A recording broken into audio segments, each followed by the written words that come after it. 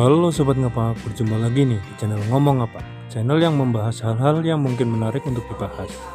Kali ini Ngomong Ngapak akan membahas 10 rute atau jalur kereta api ekstrim yang ada di Indonesia.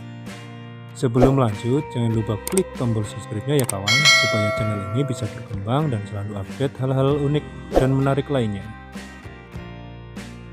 Jalur-jalur ekstrim seperti ini lazim ditemukan di Indonesia, karena Indonesia merupakan negara yang memiliki banyak gunung dan lembah, sehingga banyak mempengaruhi jalur kereta tersebut. Selain faktor ketinggian, tanjakan di jalur kereta juga bisa dibilang ekstrim, karena kereta membutuhkan tenaga yang sangat besar untuk sampai di puncak tanjakan. Berikut adalah 10 jalur kereta terekstrim di Indonesia. 1. Yogyakarta. Mungkin Anda yang sering melihat foto kereta yang melintasi perumahan ini sebagai bahan bercanda. Tapi tahukah Anda kalau foto ini memang benar adanya, tanpa ada rekayasa edit? Jalur ini berada di daerah Pekok, sebuah nama kawasan yang posisinya tidak terlalu jauh dengan stasiun Lempuyangan. Jalur kereta api ini termasuk jalur kereta ekstrim karena jalurnya yang membelah komplek penduduk. Jarak kereta yang lewat dengan rumah warga ini benar-benar sangat dekat. Tapi ini bukanlah jalur kereta umum. Kereta-kereta yang melewati jalur ini adalah kereta yang hendak diperbaiki di Balai Yasa, Yogyakarta. 2. Purwokerto. Letak Purwokerto yang berada di kaki Gunung Slamet membuat perjalanan menuju kota ini harus menempuh tanjakan yang terbilang cukup terjal, dengan tanjakan 10-15 per mil, yaitu setiap 1 km jalur kereta akan naik setinggi 10-15 meter. 3. Bandung Tasikmalaya.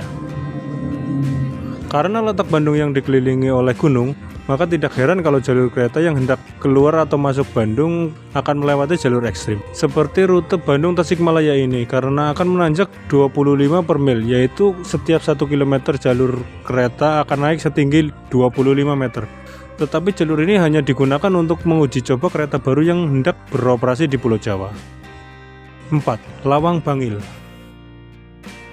Jalur ini berada di daerah operasi 8 Surabaya. Untuk menuju stasiun Bangil, kereta dipaksa menanjak setinggi 475 meter dalam jarak 31 km. Di jalur ini, kereta akan menanjak 15-25 per mil, di mana setiap 1 km jalur akan naik setinggi 15 hingga 25 meter. 5. Indarung Bukit Putus. Jalur ini merupakan jalur kereta api non-gerigi yang paling ekstrim yang masih aktif. Setiap hari jalur kereta ini dilalui oleh kereta milik PT Semen Padang untuk mengangkut semen. Sekitar 20 gerbong tanker turut di bawahnya. Karena medan yang amat terjal, kereta ini sampai harus didorong oleh 2 lokomotif dan ditarik oleh 2 lokomotif juga. 6. Cipatat Togok Apu. Karena statusnya yang masih nonaktif, jalur yang menanjak 40 per mil ini belum kembali beroperasi. Apabila jalur ini sudah diaktifkan kembali, maka jalur ini akan mengalahkan jalur Indarung Bukit Putus. Jalur ini juga merupakan jalur kereta non-gerigi yang menghubungkan 2 stasiun dengan jarak 12 km. Banyak kejadian lokomotif yang tidak kuat menanjak dan akhirnya mogok. Selain tanjakan yang ekstrim, di ujung jalur pendakian juga terdapat tikungan yang sangat tajam, membuat kasus lokomotif mogok semakin bertambah. Jalur kereta legendaris ini merupakan pionir penghubung Jakarta-Bandung. 7. Jambu Pedono. Jalur yang terletak di kawasan wisata Ambarawa ini menjadi jalur paling ekstrim di Jawa. Bagaimana tidak, kereta yang menanjak 40 sampai dengan 65 per mil. Tentu saja kereta non-gerigi tidak akan mampu untuk menaiki jalur ini. Di jalur ini, lokomotif akan pindah di belakang untuk mendorong kereta guna menghindari kereta mundur saat berada di tanjakan. 8. Kandang 4 Padang Panjang. Jalur yang masuk ke dalam Drift 2 Sumatera Barat ini memanjang memotong lembah Anai. Jalur ini berstatus nonaktif akibat gempa Padang pada tahun 2009 silam. Salah satu kasus paling mencekam dari jalur ini adalah kereta yang merosot ke dalam lembah Anai setelah gagal melakukan pengereman. 9. Padang Panjang Kuta Batu. Jalur dengan tanjakan 80 per mil yang terletak di Sumatera Barat ini sudah tidak beroperasi kembali karena gempa yang menimpa pada tahun 2009 silam.